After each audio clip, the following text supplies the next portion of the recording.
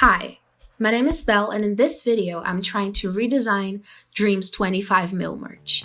If you don't know, Dream is a highly successful Minecraft YouTuber, and he recently hit 25 million subscribers on his main YouTube channel. With that, he released a special limited edition merch collection to celebrate. I really like the design of the hoodie, but I want to challenge myself to rework in my style. For this challenge though, I thought of imposing a few rules. I need to work with the same hoodie spreads as his team worked with, so front panel, sleeves, and back panel. The same colors because adding colors adds production cost, and I don't think it would be fair for me to propose a new design that is completely different. And third but not least, I would have to work with the same campaign brief. The first thing I have to do is visit dream.shop, link in the description because even though the collection is no longer available, they have many items for sale. In this website, I found more information on the collection.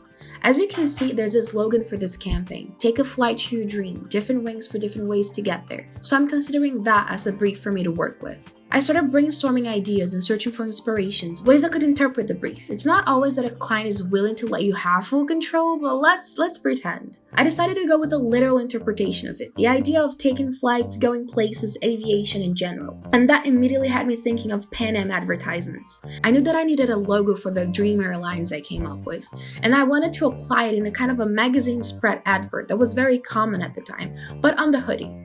My favorite thing about these limited edition collections is that you can go a little bit outside of the box. You don't need to stick to someone's branding as to a T, as for example in a year-round collection. So I started doing some research on airline logos, and I found some that make direct reference to the compass rose, and it clicked for me because that also reminded me of the Roman numbers in the Dream hoodie that signify the 25, so the XX and the V. I didn't record the process of making the logo, but here's the end result. With the logo done and my research put together, I opened a new Photoshop file with multiple artworks so I could start the spread. After that, I started drawing the plane from reference, which didn't go well.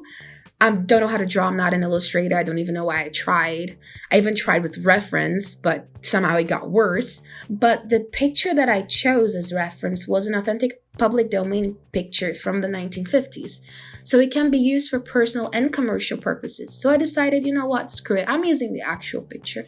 And a picture from the moon from the Wiki Commons because it's the moon and the 50s. I treated them so there was a lot of contrast, very white whites and very black blacks. And then I applied a threshold effect so there was only blacks and white showings, no midtones. And this is key because I'm working with a solid color design. It would not transfer well into printing if I had more tones. To build a composition of the spread, I started laying down my image items. As you can see, I had direct reference by my side to pull inspiration from, and when I was happy with how I laid them out, I moved on to text. For my type, during my research, I found fonts that are either digital versions of actual fonts published in the 50s or directly influenced by them. I wanted to use a script for the main title. I chose two possibilities, a formal script and a brush script, both that had traits from the era. I started arranging the type in a composition that would fit the images and that wasn't very far from what I wanted, so I slanted some words and I put them in a curve. Those are ways of laying down text that are very interesting and give the design an authentic vintage look. In the main title, I chose to highlight the word dream, but the rest of the sentence I tried to squeeze into the top left.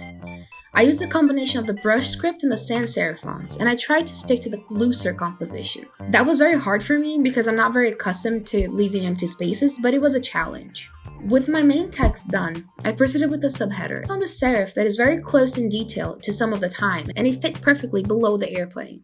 Now that my main spread is done, I couldn't control myself to fill some empty spaces. I added some 4-point stars in the center, and I considered using a white border that had a thick bottom panel that was very common for the adverts at the time, and a body of text by the side, but I decided to stick to just the logo and the text. It's cleaner and it looks nicer, it's very constricting too, which is something that I didn't really like for a t-shirt.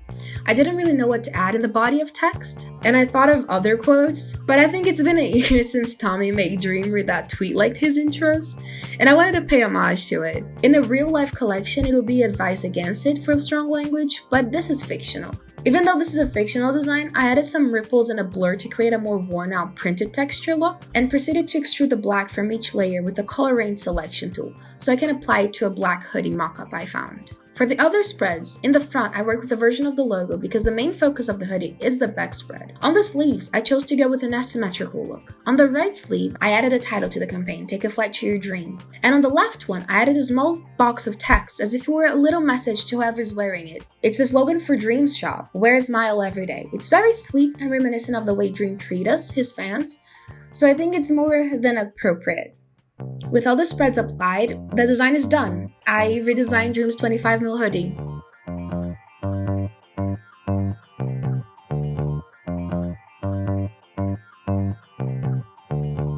I hope you like it. Bye.